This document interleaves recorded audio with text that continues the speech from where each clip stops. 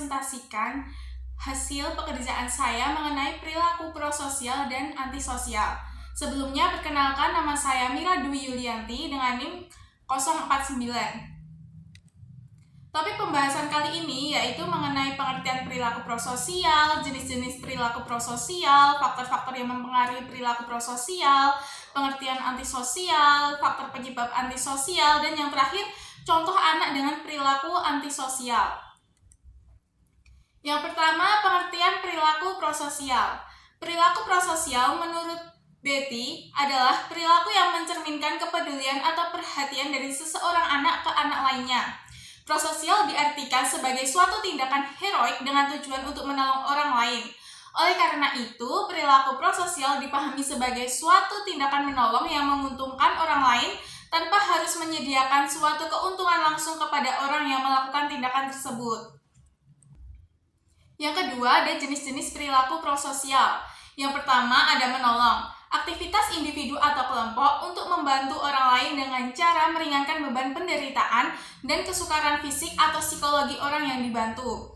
Yang kedua, berbagi. Berbagi dapat dalam bentuk yang kasat mata seperti uang, barang, dan berbagai jenis bantuan fisik lainnya, sampai yang berwujud non-fisik, yaitu berbagi rasa. Dan yang ketiga adalah kerjasama. Aktivitas melakukan pekerjaan, kegiatan, atau usaha oleh beberapa orang secara bersama-sama berdasarkan kesepakatan mencapai tujuan bersama. Yang ketiga, ada faktor-faktor yang mempengaruhi perilaku prososial. Menurut Sarwono dan Mainarno, terdapat dua faktor yang mempengaruhi perilaku prososial, yaitu yang pertama ada pengaruh faktor situasional. Pengaruh faktor situasional yang pertama ada bystander. Ketika seseorang dihadapkan pada situasi darurat, orang-orang yang berada di sekitar kejadian mempunyai peran sangat besar dalam mempengaruhi keputusannya untuk menolong atau tidak. Pengaruh faktor situasional yang kedua ada daya tarik. Seseorang yang mengevaluasi korban secara positif memiliki daya tarik, cenderung menyebabkan yang bersangkutan memiliki kesediaan untuk memberikan bantuan kepada korban. Yang ketiga ada modeling. Modeling memiliki peran yang sangat kuat untuk mendorong memunculkan perilaku prososial. Keteladanan memberikan pengaruh yang lebih kuat daripada sekedar nasihat dengan kata-kata. Seseorang akan terdorong untuk memberikan pertolongan kepada orang lain manakala terdapat model yang melakukan tingkah laku menolong. Yang kedua ada pengaruh faktor dalam diri.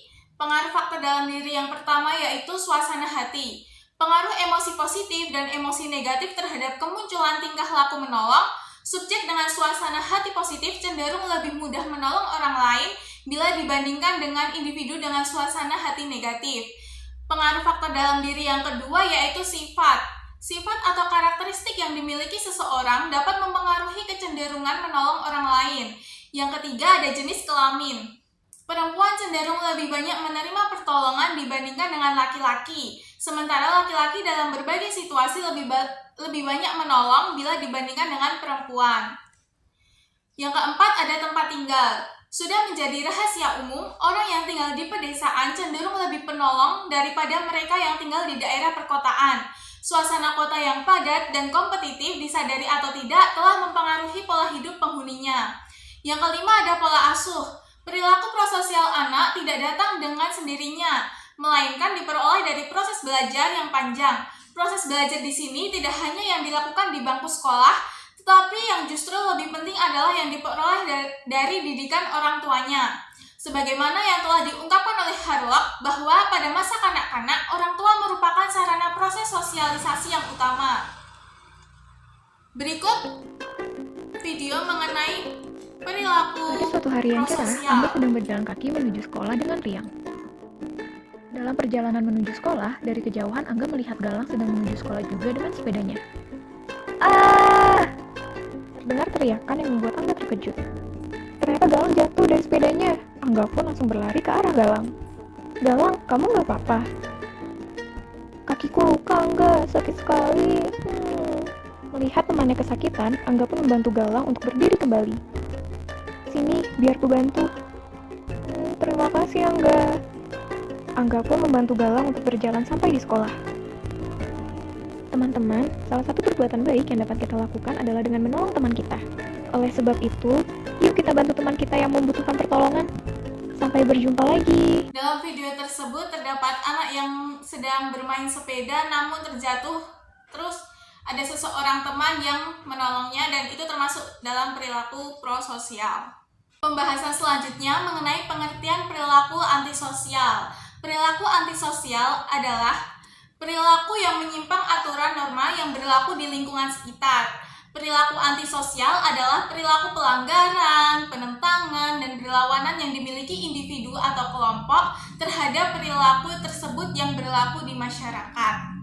Pembahasan selanjutnya yaitu faktor penyebab antisosial. Yang pertama ada faktor internal. Ada beberapa hal yang menjadi faktor internal seseorang anak mengalami antisosial pada dirinya, yaitu yang pertama emosi dan intelijensi. Anak yang mempunyai kemampuan intelektual kurang maka tidak bisa mengatur emosi dalam diri dan juga tidak dapat berkomunikasi dalam bersosialisasi karena kurang berhasil dalam pembendaharaan berbahasa. Yang kedua, kesehatan anak. Dalam keadaan sakit, lelah, lapar, dan tekanan emosional, seringkali anak tidak dapat berpikir positif dan cenderung tidak patuh. Yang ketiga ada jenis kelamin. Perbedaan jenis kelamin seringkali menimbulkan antisosial yang tinggi karena sebagian besar anak, khususnya anak laki-laki, cenderung merasa lebih berkuasa dan mereka itu membentuk sebuah geng. Yang keempat, umur. Permasalahan dalam antisosial seringkali ditemukan pada anak yang perilakunya tidak sesuai dengan umur pada umumnya. Mereka itu manja, cengeng, seperti anak kecil. Yang kelima, kedudukan dalam berkeluarga. Pola perilaku biasanya muncul dari dalam diri anak dan pembiasaan di keluarga. Misalnya, pada anak pertama dan anak terakhir lebih merasa berkuasa anak pertama dan kemudian terlahirlah perilaku sok berkuasa di lingkungannya.